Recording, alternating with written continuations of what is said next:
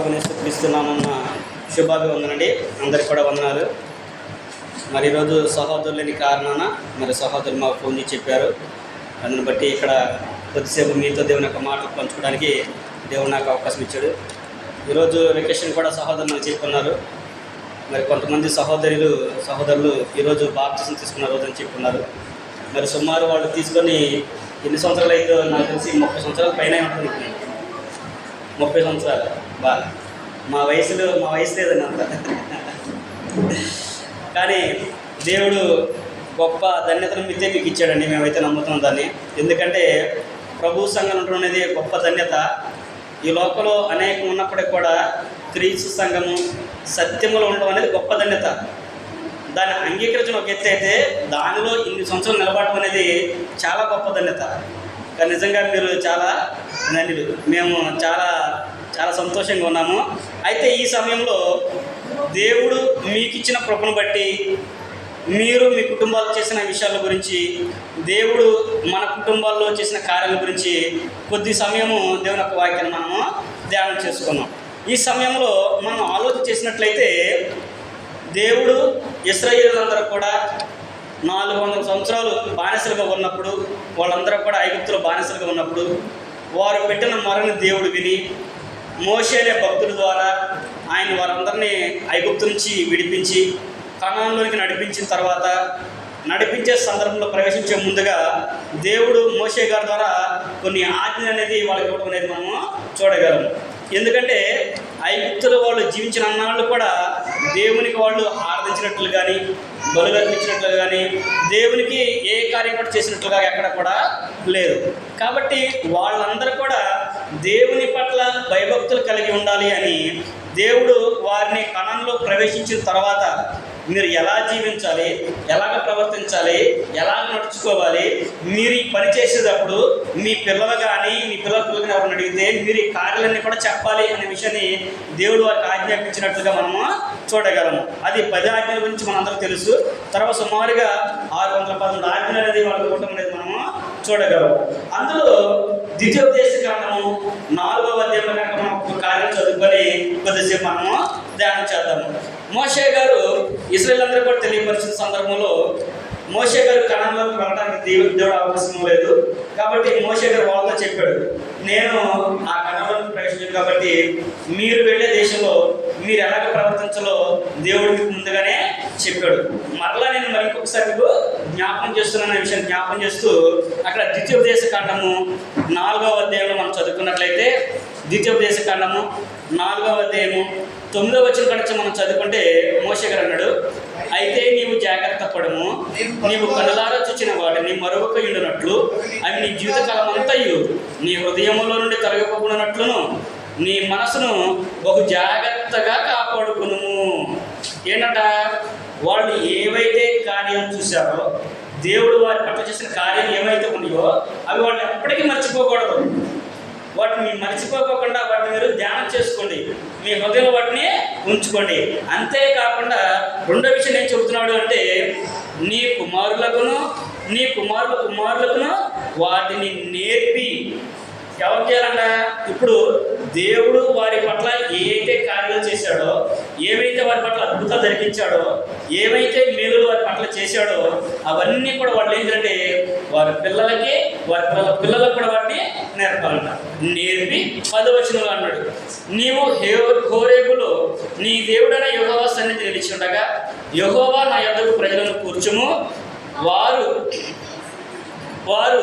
ఆ దేశం మీద బ్రతుకు దినములన్నీ నాకు భయపడ నేర్చుకొని తమ పిల్లలకు నేర్పినట్లు వారికి నా మాటలు వివరించదని వారితో చెప్పిన విషయాన్ని జ్ఞాపకం చేస్తుంది. అంటే దేవుడు మోషే గారు చెప్పిన సంగతిని మోషే గారు మరలా ఇశ్రాయేలులందరూ కూడా జ్ఞాపకం చేస్తున్నాడు. అయ్యా, మీరు కణాలను ప్రవేశిస్తారు.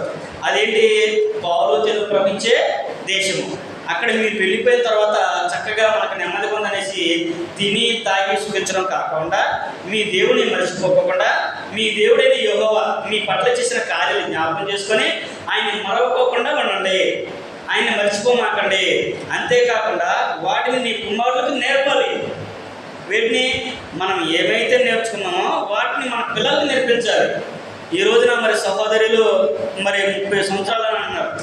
మరి వాళ్ళు ఆ రోజున నేర్చుకున్నారు కాబట్టి, వాటిని వారి పిల్లలకు నేర్పారు కాబట్టి ఈ రోజున ఇక్కడ ఎంతమంది ఉండడం అనేది మనం చూడగలం. అదే వాళ్ళు నేర్చుకొని లోకంలో వాళ్ళలాగా మేము అర్థంగా చాలే ఇంకేంలే అని ఆలోచన కలిగి ఉన్నట్టయితే ఈ రోజున ఇక్కడ సంఘం ఉండేదా?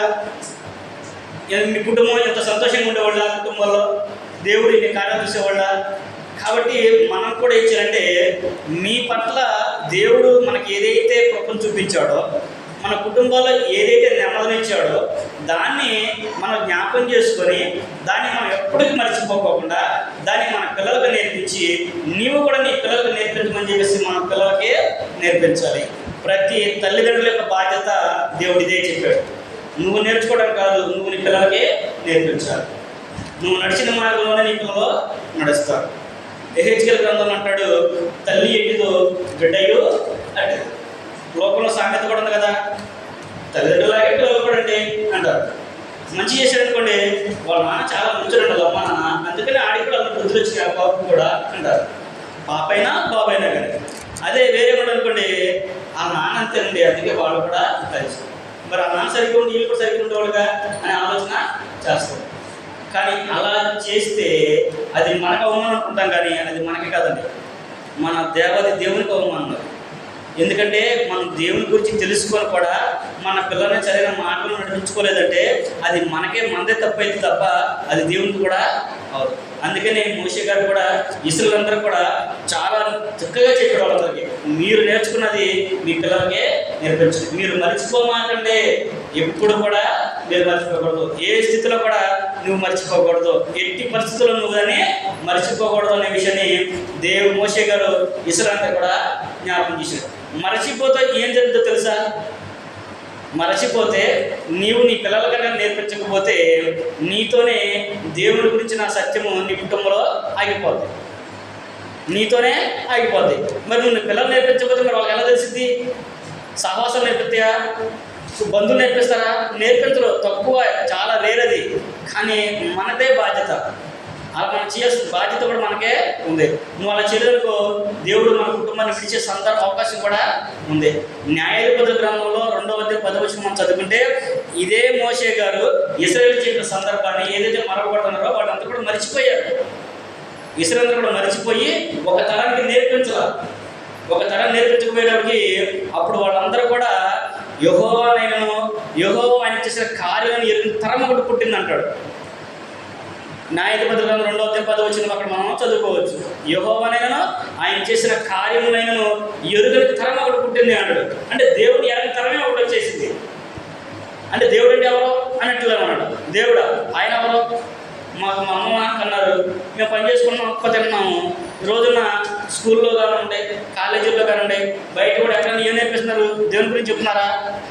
చదువుకోవాలి, ఉద్యోగం చేయాలి, డబ్బు సంపాదించాలి, పనే దేవుడు. కొంతమంది బైకుల మీద కూడా రాస్తారు, కార్ల మీద, బైకుల మీద కూడా పనే నా దేవుడు.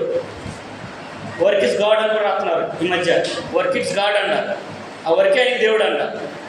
అసలు ఆ వర్క్ చేయడం దేవుడు అవకాశం ఇచ్చింది ఎవరు అంటే ఆయన తెలియదు. కనుక మనం ఎప్పుడైతే దేవుని గురించి తెలుసుకున్నామో, దేవుని యొక్క ప్రేమను మనం పొందుకున్నామో, దాన్ని మనం విడిచిపెట్టుకోకుండా మనం ఏం చేయాలంటే మన పిల్లలకి నేర్పించినట్లుగా ఉండాలి. అందులో కొద్దిసేపు ఈ సమయంలో దేవుని యొక్క వాక్యంలో మనం నేర్చుకోవాల్సింది ఏంటంటే, మనం ఏదైతే చేస్తామో మన పిల్లలు కూడా అదే చేస్తారు. కాబట్టి ఈరోజు చెప్పబోయే పాఠ్యాంశం పేరు ఏంటంటే, స్థితిని మార్చిన స్తుతి.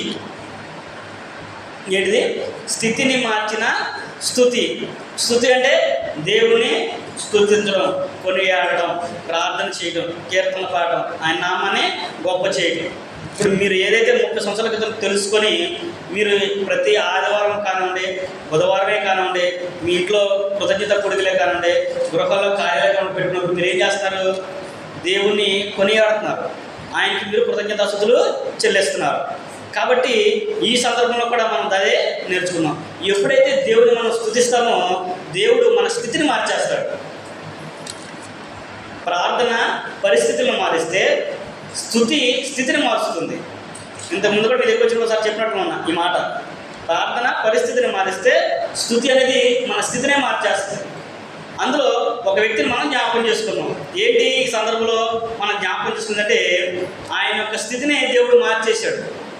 ఆయన ఎల్లప్పుడూ కూడా చిన్నప్పటి నుంచి కూడా దేవుని స్తుతించడమే ఆయనకి పని. దేవుని స్తుతించడమే ఆయనకి పని. ఆయన కుటుంబంలో ఆయన ఎన్నిక లేదు. వాళ్ళ అన్నదమ్ములు ఆయన లెక్క చేసేవాళ్ళు కాదు. ఆయన తండ్రి కూడా అసలు కుమ్మడన లెక్క ఆయనకి లేదు. అలాంటి ఆయన్ని దేవుడు బయటికి తీసుకొచ్చి ఇశ్రాయేలు అందరి మీద కూడా రాజుగా చేశాడు. ఈ రోజున మనమందరం కూడా కొనియాడుతుంటే ప్రపంచం అంతా తెలుసుకుంటే యేసుక్రీస్తు ప్రభువు ఆయన వంశం నుంచి వచ్చినట్లుగా మనం చూడగలము. మత్తయి సువార్త 1వ అధ్యాయం మనం చదువుకుంటే 1వలో దావీదు కుమారుడు అబ్రహాము కుమారుడైన దావీదు కుమారుడు యేసుక్రీస్తు వంశావళి అనే విషయాన్ని చెప్తాడు. ఈ పాటికి మీకు అర్థమే ఉండదు ఎవరి గురించి అనేది. దావీదు గారి గురించి. దావీదు గారు చిన్నప్పటి నుంచి కూడా ఎప్పుడు దేవుని స్తుతించడమేనండి. ఆయన గొర్రెలు కాల్చుకున్నా కానీ గొర్రెలు తోలిన తర్వాత కూడా ఆయన కీర్తనలు అనేవని రాసుకుంటూ ఉండేవాడు. ఆయన అలాగా స్తుతించాడు కాబట్టి దేవుడు ఆయన స్థితిని మార్చాడు. సౌలు గారు ఆయన్ని అభిషేకించడానికి వెళ్ళినప్పుడు ఎక్కడున్నాడు? ఆయన గొర్రెలు కాసుకుంటూ ఉన్నాడు. ఆయన తండ్రి వాళ్ళ కుమారులందరూ కూడా పిలిచినప్పుడు ఆ దేవుడు ఈయన కాదు అన్నాడు. ఈయనైతే ఏమనుకున్నాడు? ప్రవక్త ఏమనుకున్నాడు? హైట్ ఉన్నాడు, రంగు ఉన్నాడు, బలానికి బలం పడుతుంది కాబట్టి దేవుడు ఏర్పరచుకుంది ఈయనే అనుకున్నాడు. ఈయన అనుకుంటున్నాడు. దేవుడు ఏమన్నాడు అక్కడ? అయ్యా, నువ్వు ఎత్తుని, రూపాన్ని, రంగునే లక్ష్య పెట్ట మాకు. నువ్వు పెట్టేవాడిని నేను లక్ష్య పెట్టను. నేను నా హృదయాంశుడైన ఒక మనిషిని కనుక్కున్నా. నువ్వు అతను పిలిపించుకో అని చెప్పిన తర్వాత, అయ్యా వాళ్ళందరూ నీ కుమారులందరూ వచ్చారా? ఇంకొకరు ఉన్నారంటే, అయ్యా కడపటి కూడా ఒక ఉన్నాడయ్యా, ఆడైతే బుడ్డోడు, ఆడెక్కడో గొర్రెలు కాసుకుంటూ ఉంటాడయ్యా అని చెప్పి. నువ్వు అసలు ఆయన్ని పిలుచుకొచ్చేదాకా నేను ఎక్కడి నుంచి కదలన్నాడు. ఎక్కడో అంటే తండ్రి కూడా కుమారుడు ఏం చేయాల ఒక స్థితిలోకి ఆయన్ని చూపించలేకపోయాడు. కానీ దేవుడు ఆయన ఏర్పాటు చేసుకునేసరికి అప్పుడు తండ్రి కూడా ఆయన తీసుకొచ్చినట్లు మనం చూడగలం. అంటే దావీదు అనే పేరుకి అర్థం కూడా ప్రియమైన వాడు అనే అర్థాన్ని వస్తుంది. ప్రియమైన వాడు. దావీదు గారికి ఉన్న స్వభావాన్ని ఈరోజు మనం కూడా కలిగి ఉంటే దేవుడు మన స్థితిని కూడా మారుస్తాడు. దావీదుకున్న స్వభావాల్లో కొన్ని స్వభావాలు మనం కలిగి ఉంటే దేవుడు మన స్థితిని కూడా మారుస్తాడు అనే విషయాన్ని దేవుని యొక్క వాక్యం మనకి తెలియపరుస్తుంది. అందులో దావీదు యొక్క స్వభావంలో మొట్టమొదటి స్వభావం మనం చూసినట్లయితే కీర్తనల గ్రంథము 119వ అధ్యాయంలో కనుక మనం చదువుకున్నట్లయితే కీర్తనల గ్రంథము 119వ అధ్యాయంలో 164 వచ్చిన కనుక మనం చదువుకుంటే అక్కడ ఆయన మనకి ఏమని తెలియపరుస్తుందంటే కీర్తనల గ్రంథము 119వ అధ్యాయము 164 వచనంలో ఆయన అంటున్నాడు, నీ న్యాయ విధులను బట్టి దినమునకు 7 మారులు నేను నిన్ను స్తుతించుచున్నాను. ఎన్నిసార్లు అంట? రోజుకి 7 సార్లు. మనం ఎన్నిసార్లు తెస్తాం దేవుణ్ణి? పొద్దున్నే లేచి మంచం మీద ఉండగానే ప్రార్థిస్తాబట్టి ఎవరికి మీలో ఎవరికి లేదా? దేవుని కొరకు బట్టి కరోనా నుంచి మేము అలవాటు చేసుకున్నాం. ట్రైనింగ్లో ఉన్నప్పుడు మాకు అదే చేసేవాళ్ళు, నేర్పించేవాళ్ళు. ట్రైనింగ్ వచ్చిన తర్వాత ఇక్కడ మళ్ళీ మనం మర్చిపోయాము. కానీ కరోనా కాడ నుంచి మేము ప్రతిరోజు కూడా 5ంటికి ఆన్లైన్ డివిజన్ ఉంటుంది. ఆన్లైన్లో కలుస్తాం. పొద్దున్న 5:30కి అందరూ కూడా టైం వేసి అందరూ దాంట్లో కలుస్తాం. పొద్దున్నే గంటన్నర పాటలు వాక్యం అంతా కూడా చూస్తాం. అక్కడ మాకు అలవాటు అయిపోయింది. కదా 5ంటికి లేచి ప్రార్థన చేసుకోవడం అది అలవాటు అయిపోయింది. అయితే మనం కూడా కానీ మనం అనుసరణ చేయగా ఇక్కడ దావీదు గారు అన్నాడు, ప్రతి సందర్భంలో కూడా దేవుని స్తుతించేవాడు. ప్రతి సందర్భంలో కూడా దినమునకు 7 మార్లు అంటే అసలు ఎన్నిసార్లు చేసి ఉంటాడో ఆయన. ప్రతి దానికి కూడా ఆయన చేసి ఉంటాడు. మరి ఈ రోజు కూడా మనం అది చేస్తున్నామా? దేవుని స్తుతిస్తున్నామా? ఉదయాన్నే లేచి ఉదయాన్నే లేచినప్పుడు కాకపోతే శుభ్రంగా రెడీ అయిన తర్వాత పిల్లలను స్కూల్కి పంపించేటప్పుడు, లేదా మనం ఉద్యోగానికి వెళ్ళేటప్పుడు, లేదా మనం బయటకు వెళ్ళేటప్పుడు దేవునికి ప్రార్థించుకుని వెళ్తున్నామా? అలవాటు ఉందా? మరి ఈరోజు మనం పిల్లలు నేర్పించాలంటే ఏం నేర్పిస్తాం? మనం రోజు లేకుండానే మనము లేచి మనం మోకరించినట్టయితే మన పిల్లలు కూడా మనతో పాటు మోకరిస్తారు. సాయంత్రం కూడా మన పనులన్నీ చేసుకొని అలసిపోయి పడుకోవడం కాకుండా ఒక సమయాన్ని కేటాయించుకొని సాయంత్రం ఒక అరగంట అయినా సరే కేటాయించుకొని కుటుంబం అంతా కూడా కలిసి, భార్య బిడ్డలతో అందరితో కూడా కలిసి దేవుని స్తుతించుకుంటే మన కుటుంబం చాలా నెమ్మది కలుగుతుందండి. దేవుడు చాలా గొప్ప ధన్యతను మనకి ఇస్తాడు. కుటుంబ ప్రార్థన దేవుడు అంగీకరిస్తాడు. మనం అడగక ముందు మన అక్కర్లన్నీ కూడా తీరుస్తాడు. కుటుంబ ప్రార్థన చాలా ప్రాముఖ్యమైనది. అందుకనే దినమనకు 7 మార్లు దావీదు గారు దేవుణ్ణి స్తుతించేవాడు. ఆయన గొర్రెలు కాచుకోవడానికి కొండల్లోకి వెళ్ళినప్పుడు కూడా కీర్తనలు రాసుకుంటూ దేవుని స్తుతించినట్లుగా ఆయన చెప్పాడు. అందుకని ఇక్కడ 164 వచ్చిన కూడా అదే చెప్పాడు, నీ న్యాయ విధులను బట్టి నేను దినమనకు 7 మార్లు నిన్ను స్తుతిస్తూ ఉన్నాను. దినమనకు ఆయన మన పట్ల ఎన్ని గొప్ప కార్యాలు చేస్తున్నాడు. బయటికి వెళ్తే ఇంటికి వస్తామో లేదో అని నమ్మకం ఈరోజు లేదు. బయటికి బండేసుకుని బయటకి వెళ్తే ఇంటికి వచ్చేదాకా పట్టుకుండా తాడు. అంత భయంకరమైన పరిస్థితుల్లో మనం మరి ఇలాంటి పరిస్థితుల్లో కూడా మనం దేవునికి కృతజ్ఞతలు తెలియపరచకపోతే ఎలాగా? కనుక మనం కూడా దావీదుకున్న స్వభావం కలిగి ఒక స్వభావంలో మనం కూడా దేవుని స్తుతించేవారుగా ఉండాలి. దినానికి 7 మార్లు అవసరంలా పొద్దున సాయంకాలం చూసుకున్నా కానీ మనకి చాలు. పొద్దున సాయంకాలం మనకి అవకాశం దొరికినప్పుడల్లా మనం దేవుని స్తుతిస్తుంటే దేవుడు కూడా మనమే ఆలకించి మన ప్రార్థనని అంగీకరిస్తారనే విషయాన్ని తెలియపరుస్తున్నాడు. కుటుంబం అంతా కూడా ప్రార్థించడం అనేది దేవుని యొక్క కోరిక. దేవుడు ఆ కుటుంబానికి గొప్ప ధన్యత, అది ఆ కుటుంబానికి ఇచ్చిన గొప్ప ధన్యత. అందుకనే ఎఫెసీ పత్రికలు కూడా పౌలు గారు అంటాడు, ఎఫెసీలకు రాసిన పత్రిక 4వ అధ్యాయము 3వ అధ్యాయము 14 కనుక మనం చదువుకుంటే ఆయన అక్కడ అంటాడు, భూమి మీద ఉన్న ప్రతి కుటుంబం కూడా ఎవరిని బట్టి కుటుంబాన్ని పిలువబడుతుందో ఆ దేవుని ఎదుట మోకాళ్ళుని అనే పదం వాడుతుంది ఆయన. అంటే దేవుని ఎదుట మోకరించే స్వభావాన్ని మనం కలిగి ఉండాలి. మనం మోకరించామనుకోండి మన పిల్లలు కూడా మోకరిస్తారు. మన పిల్లలు కూడా మోకరించి చేస్తున్నారు. ఒక వయసు వచ్చిన తర్వాత ఎలాగో మోకరించలేము. దేవుడు ఆ వయసు ఇస్తే అవకాశం ఇస్తే అప్పుడు దాకుంటే పర్లేదు అనుకోండి, ఆ స్థితి వచ్చినప్పుడు మనం చేయాలంటారు. కానీ అవకాశం ఉన్నప్పుడే మనం మోకరించేసాం అనుకోండి, దేవుడు మనకు గొప్ప ధన్యతను.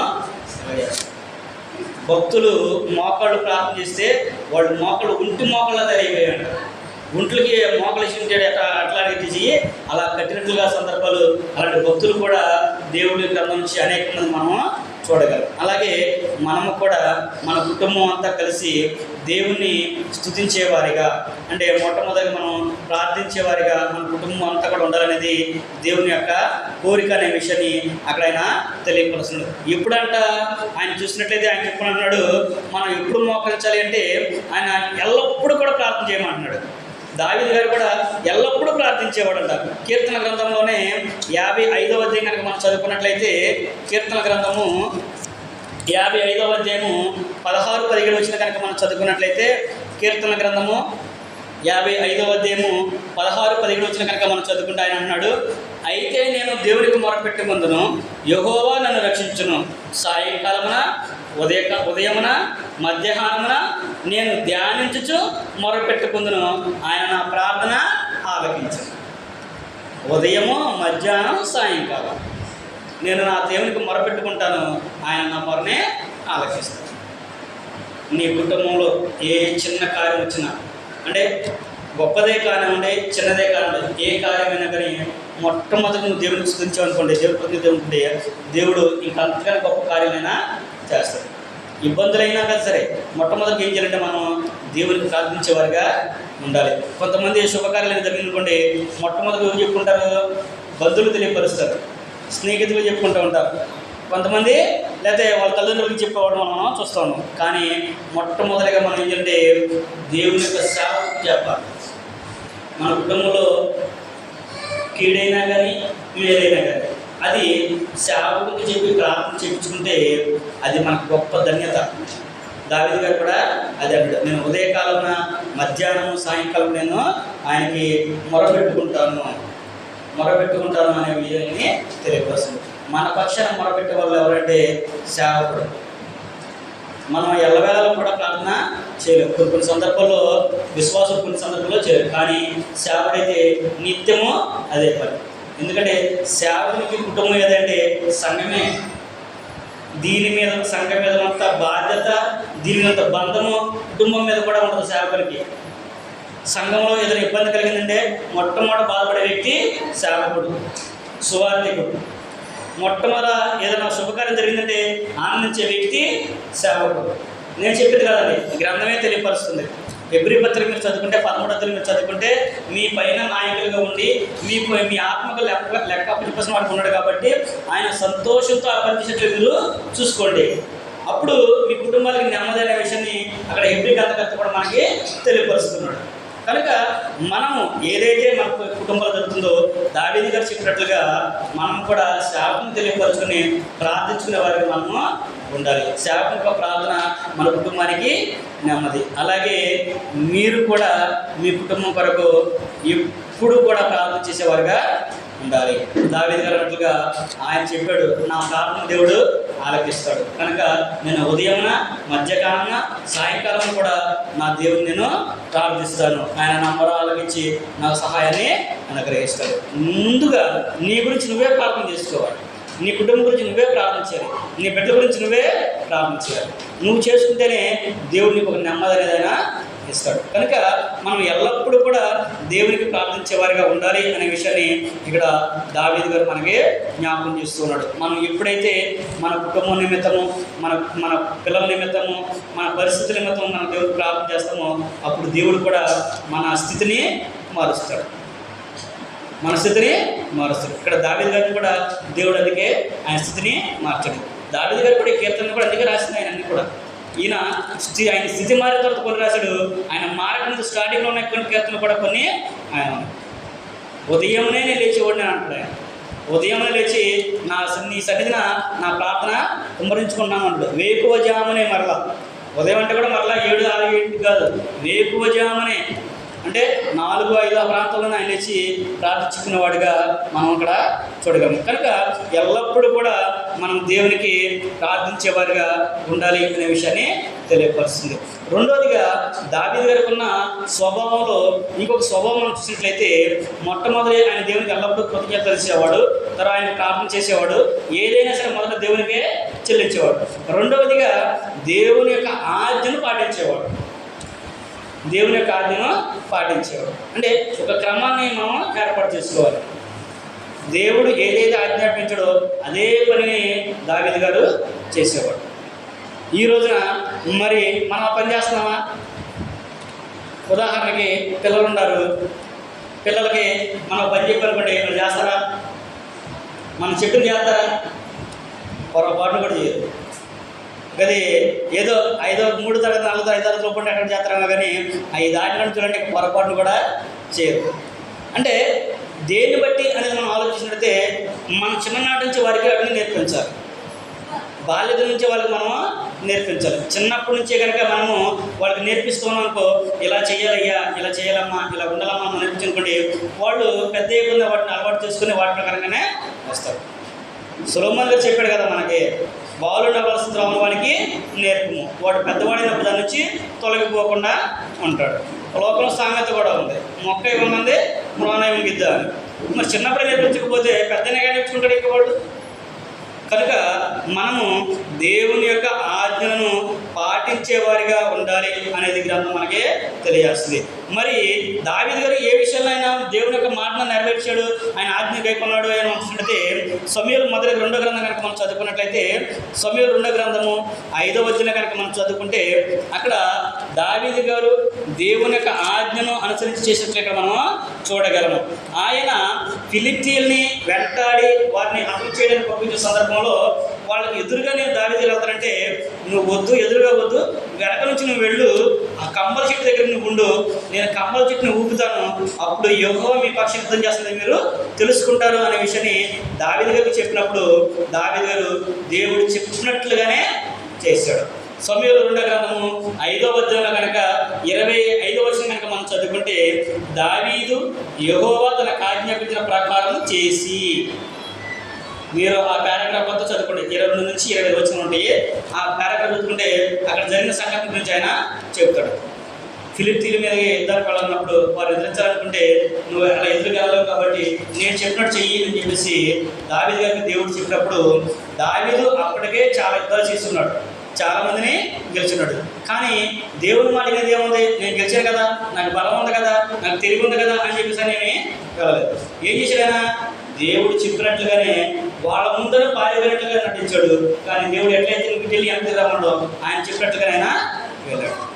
దాని ప్రకారం ఆయనకి విజయాన్ని ఆయన ఇచ్చాడు. అక్కడ 25 వచనం అంటాడు, వారిని గెజేరా వరకు ఫిలిష్తీయులందరూ కూడా తరిమి హతం చేశారు అంటాడు. అంటే వాస్తవానికి ఎదురు బదురు పోటాడుకునే వాళ్ళు, కానీ వీళ్ళు వెనకాల నుండి వాళ్ళు ఎదురుగా పంపించారు.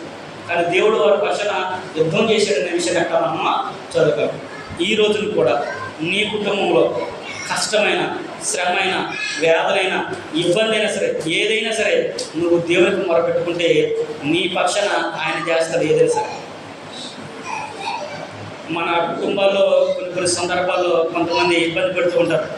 వాస్తవానికి ప్రతి కుటుంబంలో ఉన్న బాధలు అవన్నీ కూడా. అలాంటి పరిస్థితుల్లో కూడా మనం దేవునికి మొరపెట్టుకుంటే దేవుడు మనకు విజయాన్ని కంపల్సరిగా దయచేస్తాడు. విజయాన్ని చేకూర్చేది ఆయనే. కనుక మనము దేవుని ఆజ్ఞను మనం పాటించాలి. నాకేంటి, నేను గొప్పవాడిని, నాకు బలం ఉంది, నాకు ధనం ఉంది, లేదంటే నాకు అన్నదమ్ములు ఉన్నారు కాబట్టి మేమందరూ కలిసి తిరగబడితే వాళ్ళంతా అనే ఆలోచన ఇప్పుడు కూడా మనం చేయకూడదు. అవకాశాన్ని బట్టి మనం మన శత్రువు గురించి ప్రార్థన చేయాలి తప్ప ఎదురాడి ఇప్పుడు కూడా మనము పోరాడకూడదు. పోరాడకూడదు. కాబట్టి దేవుని యొక్క ఆజ్ఞకు మనము లోపడాలి. ఎవరైనా నిన్ను ఏదైనా మాట అన్నప్పుడు నువ్వేం చేయాలంటే దేవుని యొక్క వాక్యాన్ని జ్ఞాపకం చేసుకొని నువ్వు తగ్గించుకున్నావనుకో, రేపటి రోజున దేవుడు నిన్ను హెచ్చిస్తాడు. చెప్పాడు కదా, తాను తగ్గించుకునేవాడు హెచ్చింపబడు, హెచ్చించుకునేవాడిని చేస్తున్నాడు, తగ్గించేస్తానన్నాడు. జ్ఞాని అంట మాట్లాడకుండా ఉండడమే గొప్ప ఆయనకి జ్ఞానం అని వాళ్ళకి తెలియపరుస్తుంది. మూర్ఖుడైనా సరే కొన్ని సందర్భాల్లో మాట్లాడకుండా అనుకోండి, అతని జ్ఞానికి లెక్కేస్తారంట. సామెతలను మనం చదువుకుంటే అదే విషయం చెప్తారు. సంగతి వెనక ముందు ప్రత్యుత్తరం ఇచ్చేవాడు వాడు మూర్ఖుడితో సమానం. వాడు తెలుసుకున్నా సరే దాని ప్రక్క కొన్ని సందర్భాల్లో మనం మౌనంగా ఉండడమే చాలా ఉత్తమం.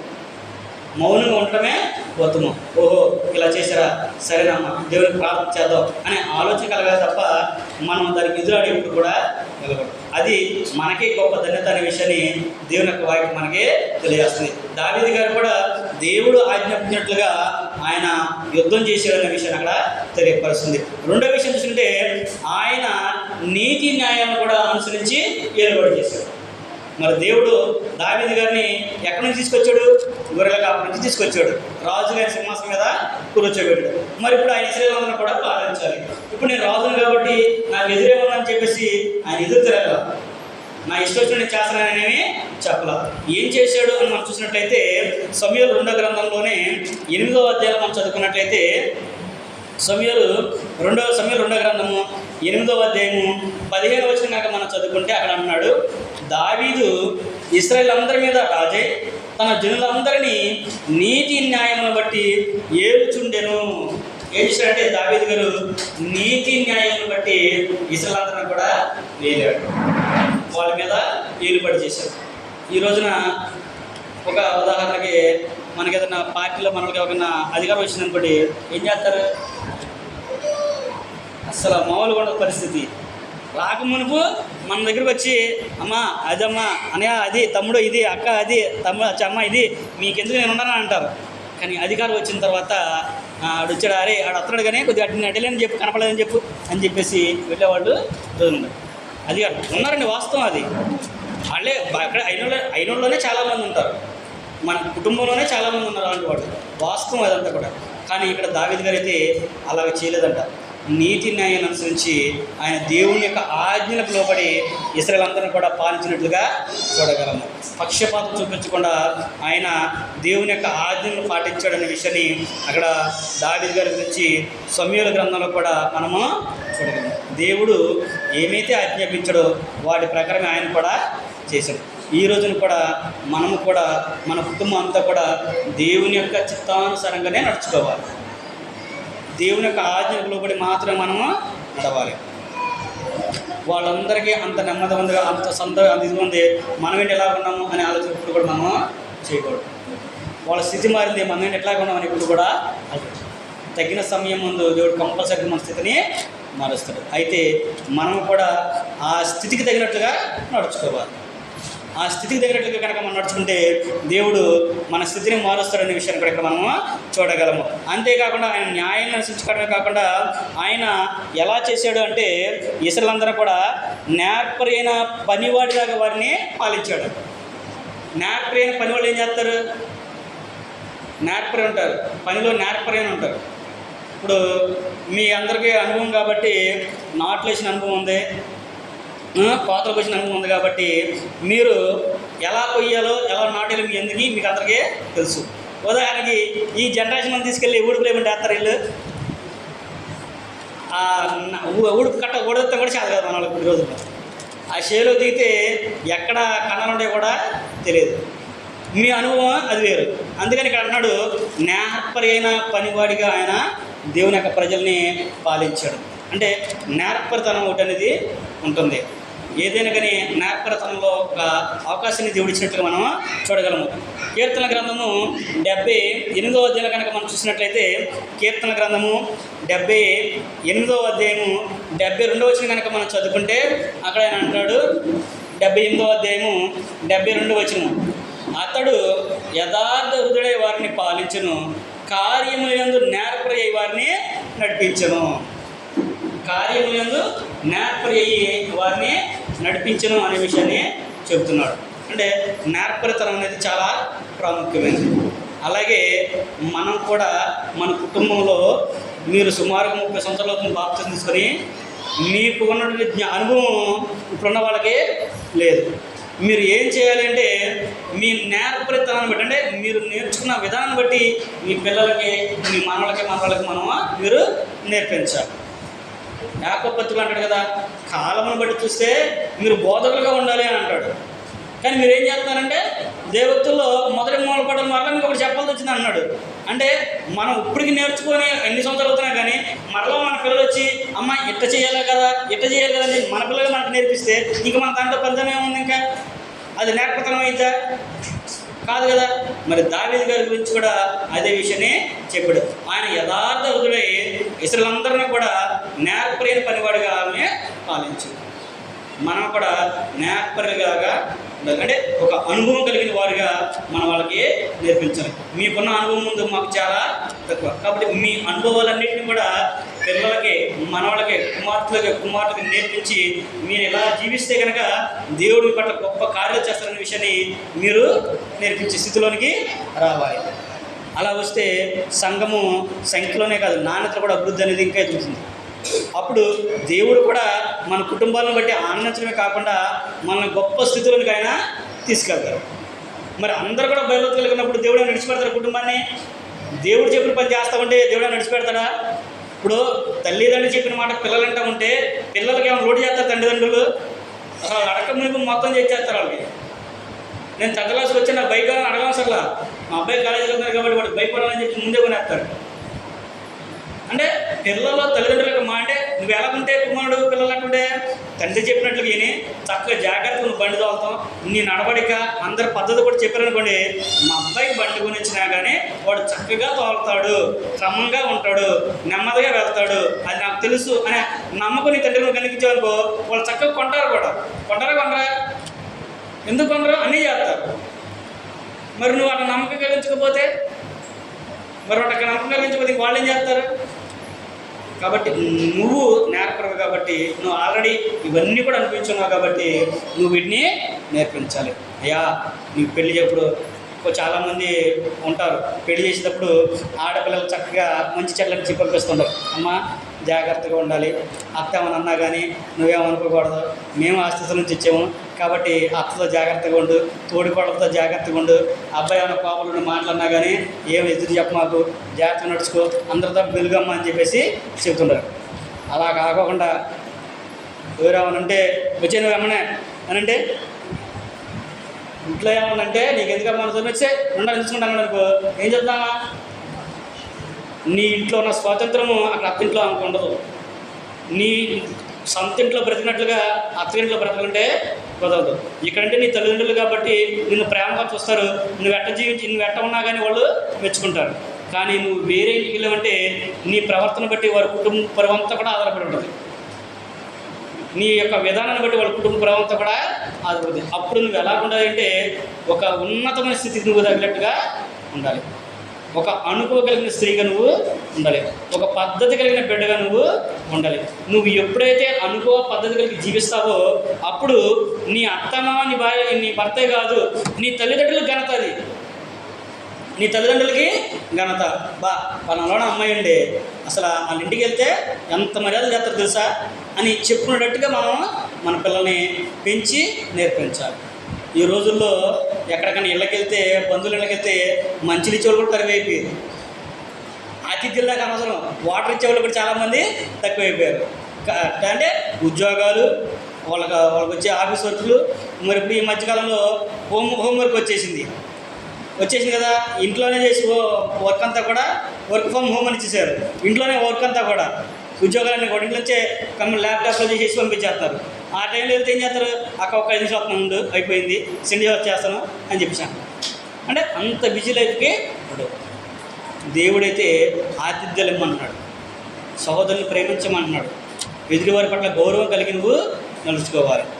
మరి నిన్ను బట్టి నీ తల్లిదండ్రులకు, నీ కుటుంబ సభ్యులకి, నీ భర్తకి, నీ అత్తమామకి గౌరవాన్ని కలిగిస్తాడు.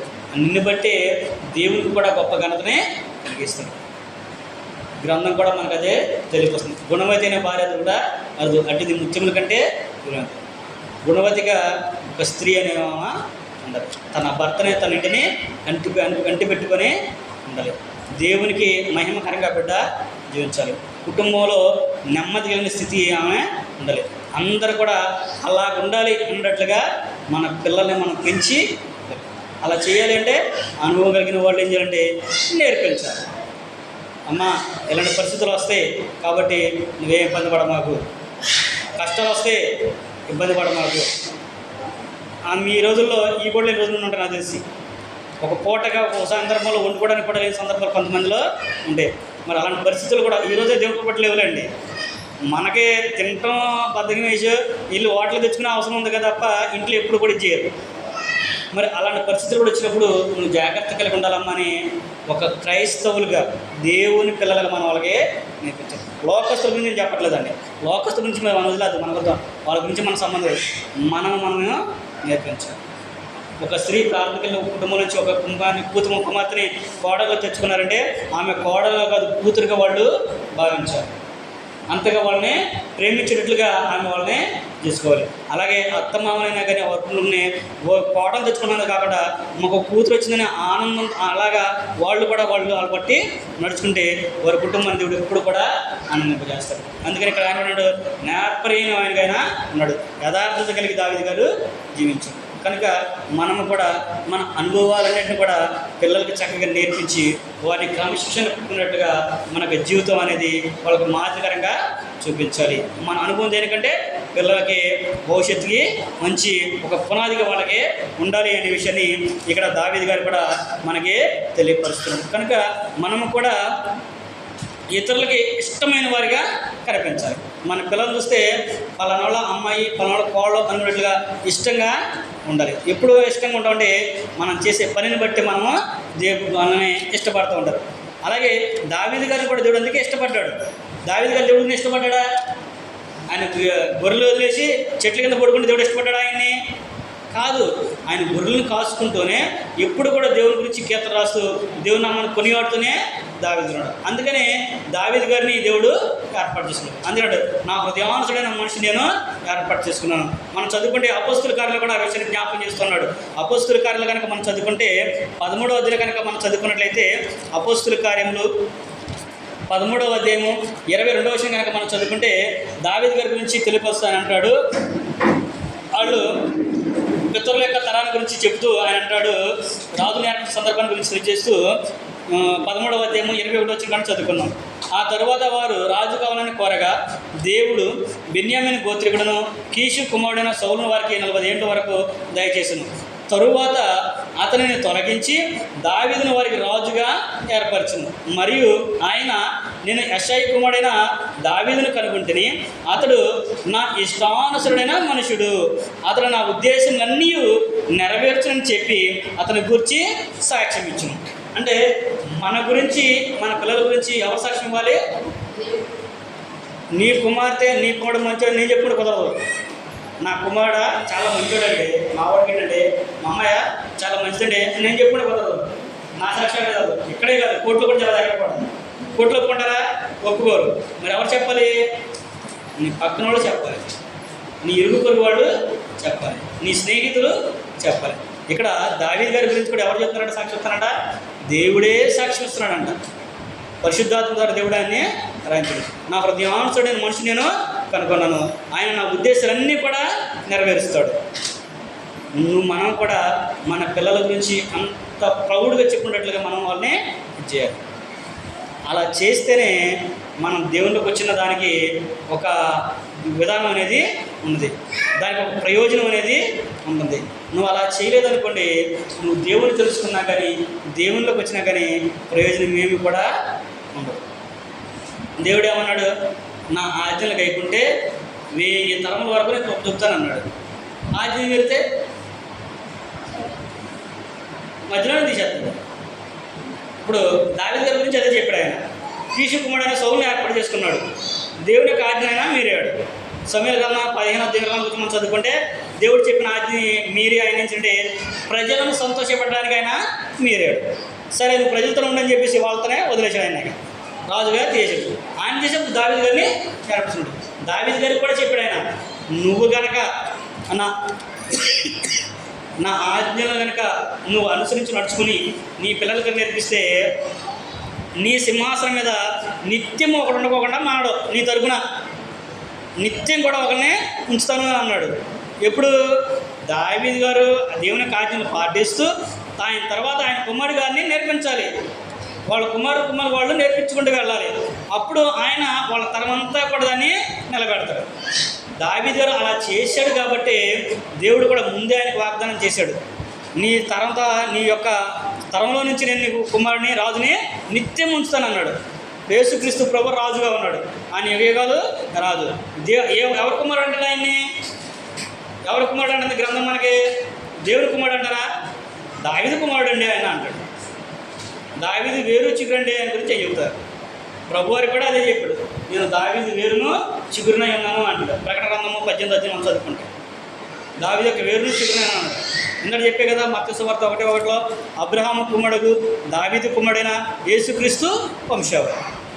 అంటే దేవుడు దావీదు గారిని ఎంత హెచ్చించాడంటే ఆయన ఊరినే హెచ్చించలా, ఆయనకున్న గుణలక్షణాలను బట్టి ఆయన్ని హెచ్చించాడు. ఈ రోజున కూడా మనలో మన ఎదురుగా ఉండేవాళ్ళు, మన కుటుంబ సభ్యులు కంటే మన బంధువుల్లో కానివ్వండి, ఒక ఉన్నతమైన స్థితిలోకి వాళ్ళు లేరంటే ఊరకనే వెళ్ళదు. వాళ్ళు రాత్రి గొప్ప వాళ్ళు అయిపోలేదు, లేకపోతే రాత్రి వాళ్ళకి ఇదేమీ లేదు. వాళ్ళు ఆ స్థితిలోకి రావడానికి ఎంతో కష్టపడితేనే కానీ ఈ రోజున వాళ్ళ స్థితిలో ఉండగలరు. ఈ రోజున దేవుని కొరకు బట్టి మేము సేవకులుగా ఈ స్థితిలో ఉన్నామంటే మేము పడిన కష్టాన్ని కూడా మీకు తెలుసుగా. మేము పడిన కష్టాలు మాకు తెలిసి చాలా వరకు మీకే తెలుసు.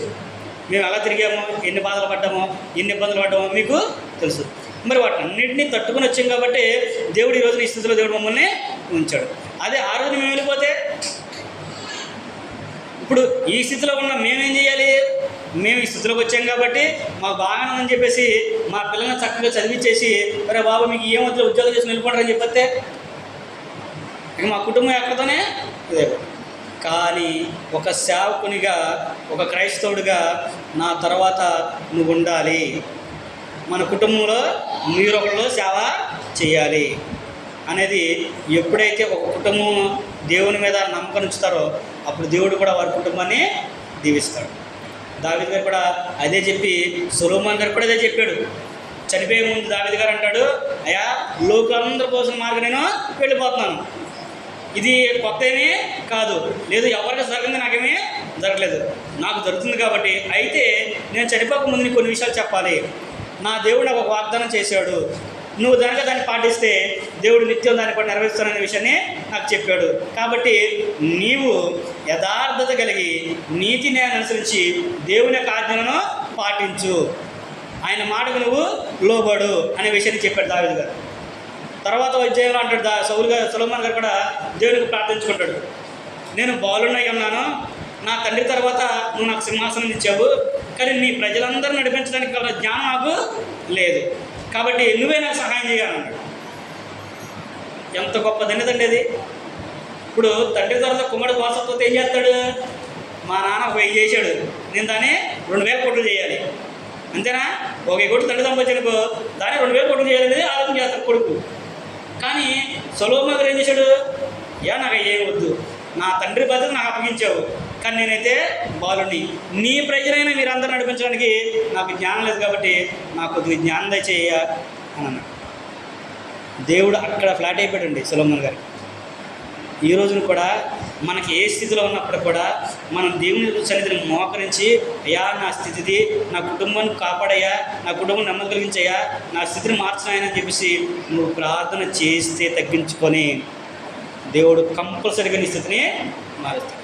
ఇక్కడ దావీదు గారిని కానివ్వండి, దావీదు యొక్క కుమారుడే కానివ్వండి, అలా చేశారు కాబట్టి దేవుడు వారిని దీవించాడు.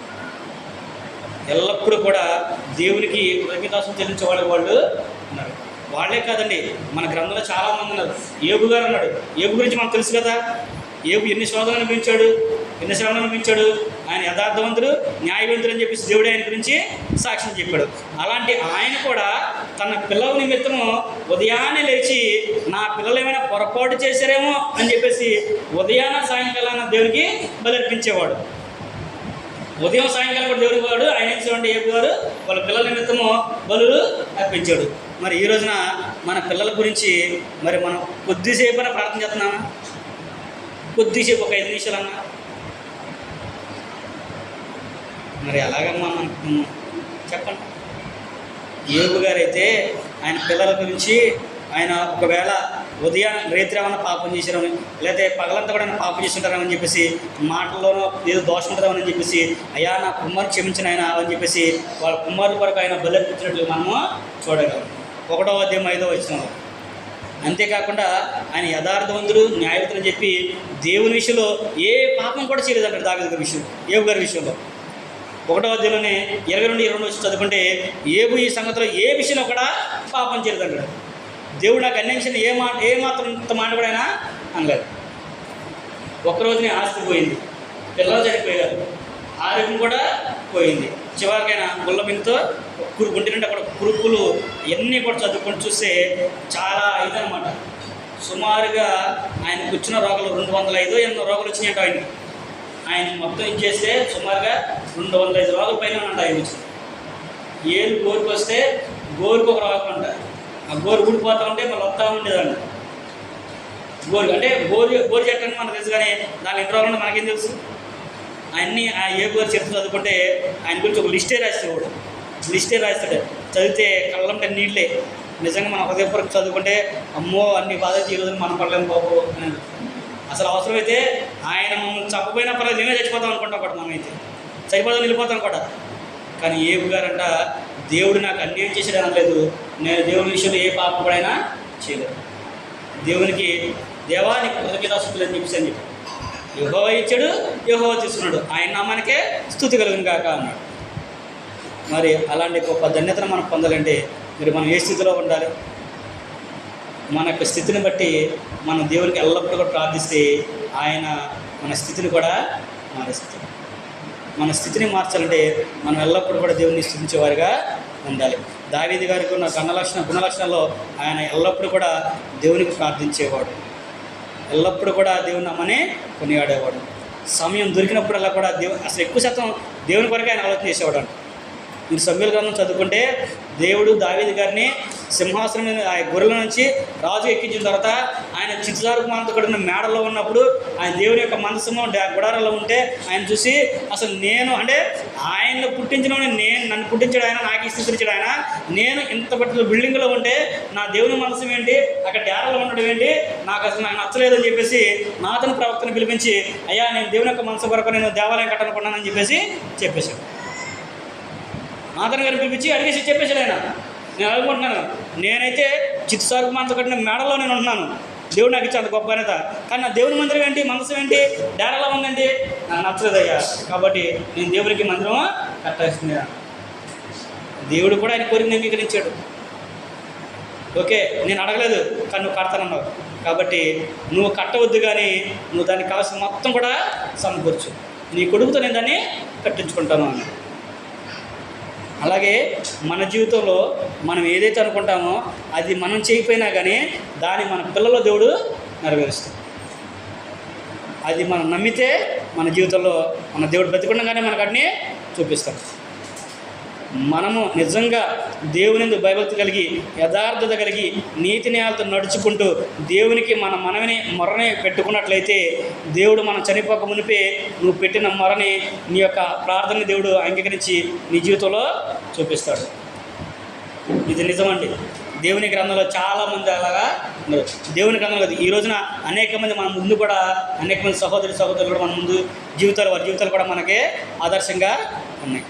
కనుక మనం కూడా ఎల్లప్పుడూ కూడా దేవుని స్తుతించేవారిగా ఆయన నామాన్ని కొనిగాడేవారిగా మనం ఉండాలి అనే విషయాన్ని అక్కడ ఆయన తెలియపరుస్తున్నాడు. అంతేకాకుండా దావీదు గారి గురించి ఈ సందర్భంలో ఇంకొక సందర్భం మనం చూసినట్లయితే ఆయన్ని మనం చదువుకున్నాం కదా, గొర్రెల దొడ్ల నుంచి అనిపించడని. అంతేకాకుండా ఆయన పాడే గొర్రెలని మానిపేసి ఇసలు ప్రజల్ని ఏడడానికి ఆయన్ని నడిపించాడు. అలాగే నువ్వు ఏదైతే ఆలోచన కలిగి నువ్వు చేయాలనుకుంటున్నావో దాన్ని మానిపించి దేవుడు కోరుకున్న పనిని ఆయనతో చేపిస్తాడు. కీర్తన గ్రంథంలోనే 78వ అధ్యాయం కనుక మనం చదువుకున్నట్లయితే, కీర్తన గ్రంథంలోనే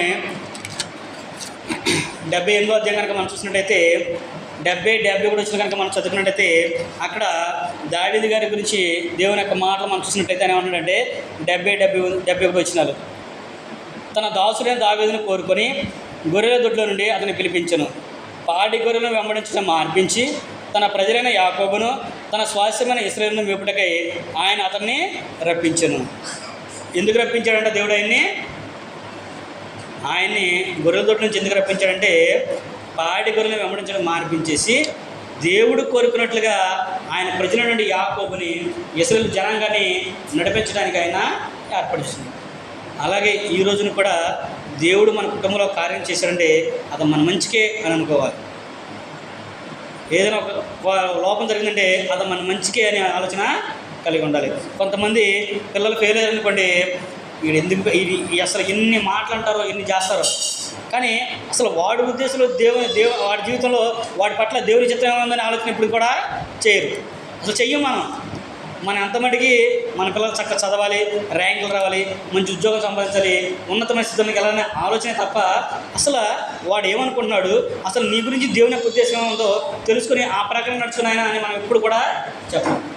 కానీ అనుభవం కలిగిన వారిగా దేవుని పిల్లలుగా క్రైస్తవులుగా ఉన్న కుటుంబాలన్నీ కూడా ఏంటంటే మన పిల్లలకి మా దేవుని పట్ల ఆయనకి ఏ ఉద్దేశంతో కనుక్కొని మనము దేవుని యొక్క చిత్తానుసారంగా అక్కడికి వెళ్ళడానికి ప్రయత్నం చేయాలి.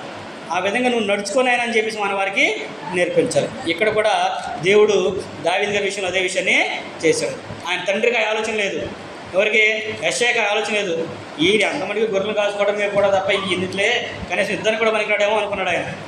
కానీ ఏం చేసి ఆయన వెళ్ళి గొల్లియాతునే చంపొచ్చాడు. అందరితో వదిలిపోయింది అనుకుంటే తీసుకెళ్ళి ఇశ్రాయేలు జనాంగం మీద రాజుగా ఆయన్ని నియమించాడు. దావీదు గారు ప్రార్థన చేశాడు, దేవా నా కుటుంబం ఏ పాటిది, నేనే పాటి వాడిని, నా తండ్రి ఇంటి వారు ఏ పాటి వారు అని చెప్పి అంటాడు.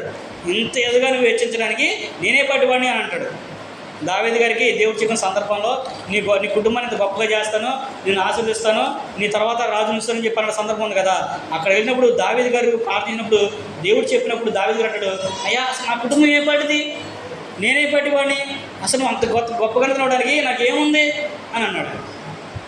కానీ మనమైతే మేము యోగ్యులమే, మాకు స్థితి ఉంది, మాకు అవకాశం ఉంది, మాకు అర్హత ఉంది అని అనుకుంటాం.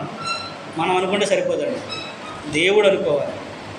దేవుడు అనుకుంటే నువ్వు ఎక్కడున్నా ఏ స్థితిలో ఉన్నా కానీ తీసుకొచ్చి ఆయనకి నిన్ను నిలబెట్టు. దేవుడికి కావాల్సినట్టుగా నిన్ను ఆయన వాడుతుంది, ఆయనకి ఎలా కావాలో అలాగ ఆయన నిన్ను వాడుతుంది. కనుక మనం కూడా ఎల్లప్పుడూ దేవుని స్తుతించేవారిగా ఉంటే దేవుడు ఆయనకి ఎలా కావాలో అలాగ మనల్ని మలుచుకుంటాడు.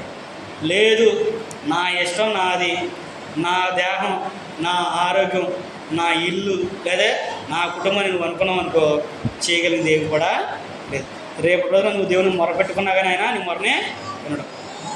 ఎప్పుడు కనుక చెప్తారు కదా, ఏమంటాడు ఆయన, తెలియక పాపం చేస్తే క్షమాపణ ఉంటుందేమో కానీ ఒక్కసారి వెలిగింపబడిన తర్వాత పరలోక సంబంధం ఆత్మ సంబంధం రుచి చూసిన తర్వాత మరలా వాడు తప్పిపోయాడనుకో వాడిని నూతనపరచడం అసాధ్యము. వాళ్ళు లోకంలో ఇక్కడికి వచ్చిన తర్వాత మరి లోకంలోకి వెళ్ళాడంటే అసలు దీంట్లో రావడం అనేది అసంభవము. వాడు వచ్చాడంటే వాడి ఇక్కడ గొప్పవాడిని కూడా ఉండడం. మళ్ళీ తప్పిపోయిన ఆయన ఏమాత్రం లోకంలో తప్పిపోయిన ఆయన ఇక్కడి నుంచి తప్పిపోయి లోకంలోకి వెళ్ళిపోయిన ఆయన మరలా దేవునికి వచ్చాడంటే ఆయనకున్న స్థితి ముందు ఎవరు కూడా చాలరు. అంత గొప్పగా ఆయన ఇచ్చేస్తాడు దేవుడు. అది మనం చెప్పింది కాదు, దేవుడే చెప్పాడు. ఆయన దేవుని వాక్యం మనకి తెలియపరుస్తుంది. కనుక మనం ఎల్లప్పుడూ కూడా దేవుని స్తుతించేవారిగా ఉండాలి. దేవుడు మన పట్ల చేసిన కార్యాలను బట్టి ఆయనకి ఎల్లప్పుడూ కూడా మన కృతజ్ఞతాస్తుతులు చెల్లించాలి. అది మన పట్ల దేవుని యొక్క ఉద్దేశం. అది చదువుకున్నాం కదా, దశమ రాసిన మొదటి పత్రిక 5:16 చెప్తాడు, మీ పట్ల దేవుని యొక్క క్రీస్తు మీ యొక్క చిత్తమైన ఉద్దేశం అంటాడు. ఏమని? ఎల్లప్పుడూ దేవునికి కృతజ్ఞతాస్తుతులు చెల్లించబద్దులై ఉన్నారని. 2వ అధ్యాయం 14 కూడా అది చెప్తాడు దశమ పత్రికలో. మీ నిమిత్తం దేవునికి ఎల్లప్పుడూ కృతజ్ఞతాస్తుతులు మేము చెల్లిస్తున్నాము అంటాడు. ఎవరు? పౌలు గారు. అంటే మీ నిమిత్తము సేవకుడు చెల్లిస్తాడు, మనం కూడా చెల్లించాలి. అలా చెల్లించాలనుకో దేవుడు కూడా మన స్థితి అనేది మారుస్తున్నాడు. సేవకుడు ఎలాగైతే ప్రార్థన చేశాడో దానికి తగినట్లుగా నీ ప్రవర్తన, నీ కుటుంబం కూడా ఉందనుకోండి, దేవుడు కోరుకున్నట్లుగా దేవుడు ఆ రెండింటిని మ్యాచ్ చేసుకొని నీకేది కావాలి దాన్ని ఆయన అనుగ్రహిస్తాడు. దేవుని యొక్క వాక్యానుసారం మనం ఎప్పుడైతే జీవిస్తామో, నీతిని అనుసరించి ఎప్పుడైతే నడుచుకుంటామో దేవుడు మన కుటుంబాల్లో నెమ్మదినే కలిగిస్తాడు. కాబట్టి ఇప్పటి వరకు కూడా స్థితిని మార్చిన స్తుతి అనే విషయం మనము ఆలోచన చేసాము. ఏంటి అనేది మనం చూసినట్టయితే మొట్టమొదటి మనిషి అంటే దావీదు గారి గురించి మనం ఆలోచన చేసాము. మోషే గారు చెప్పిన ఆజ్ఞలన్నింటినీ కూడా ఇశ్రాయేలీయులకు కూడా ఆజ్ఞాపించాడు. వాటిని వాళ్ళు ఏం చేయాలంటే వాళ్ళు నేర్చుకొని వారి పిల్లలు కూడా నేర్పించాలి. ఈ రోజున మరి మా సహోదరులు మరి బాప్తిజం 30 సంవత్సరాలు అవుతుంది కాబట్టి మీ అనుభవాన్ని మీ పిల్లలకి, మీ పిల్లలకి వాటిని నేర్పించి ఎలాగుంటే మంచిది, దేవుడు ఎలా ఉంటే మన కార్యాలని చేస్తాడు, ఎలా జీవిస్తే మన దేవుడు మనల్ని అద్భుతంగా మన అభివృద్ధి పరుస్తాడు అనే విషయాన్ని మనం వాళ్ళకి నేర్పించాలి. ఏ మాత్రం నువ్వు ఆయన దారి తప్పావనుకో, ఇదిగో ఉదాహరణగా పలానా ఉన్నాడు, ఇదిగో అలా చేసి తప్పివాడు కాబట్టి ఆయనకి స్థితి వచ్చింది అనే ఉదాహరణలు కూడా మన ముందు ఉన్నారు. వాటిని మనం వాళ్ళకి నేర్పించి చెప్పామనుకోండి, వాళ్ళు భయపడి దేవునికి లోబడతారు. అందులో ఒక్క వ్యక్తిని గురించి మనం ఆలోచన చేసాము. స్థితి మార్చిన ఆయన ఎవరంటే అందులో మొట్టమొదటి వ్యక్తి దావీదు గారు. దావీదు గారికి ఉన్న గుణలక్షణాలు, స్వభావాలు మనం కూడా ధరించుకున్నట్లయితే, వాటిని మనం కూడా అన్వయించుకుంటే మన కుటుంబం కూడా దీవించబడుతుంది. మన స్థితిని కూడా దేవుడు మారుస్తాడు. ఈ రోజున ఈ స్థితిలో ఉండొచ్చు, ఏమో చెప్పలేం. మనం దేవుని నమ్మకం ఉండాలనుకోండి, మనకి ఈ స్థితిని మారుస్తాడు, కంపల్సరీగా మారుస్తాడు. దేవుడు చెప్పాడు కదా, నువ్వు నీ స్థితిని మార్చేస్తాను అన్నాడు. తగిన సమయం ముందు అది చెప్తాడు, ఎప్పుడు ఇవ్వాలో అప్పుడే ఇస్తాడు. నువ్వు అడిగినప్పుడే ఆయన ఇవ్వడు, నీకు ఎప్పుడు ఇవ్వాలో ఆయనకి అది తెలుసు. కనుక అలాగ మనం ఉండాలి. ఎల్లప్పుడూ ప్రార్థించేవారిగా ఉండాలి, ఎల్లప్పుడూ కృతజ్ఞతాస్తుతులు చేసేవారిగా ఉండాలి. ప్రతిరోజు కూడా జ్ఞాపకం చేసుకోండి, ప్రతిరోజు కూడా కుటుంబ ప్రార్థన అనేది మనం అలవాటు చేసుకోవాలి. అది మన పిల్లలకి నేర్పించాలి. అది మనదే బాధ్యత. మనం చేస్తే మన పిల్లలు కూడా దాన్ని నేర్చుకుంటారు. అలా నేర్చుకుంటే దేవుడు మన పట్ల ఏ ఉద్దేశాలు కలిగి ఉన్నాడో ఆయన ఉద్దేశం నెరవేర్చుకొని మనల్ని, మన కుటుంబాన్ని 30 60 100 పలుకు చేస్తాడు. మన స్థితిని దేవుడు మారుస్తాడు.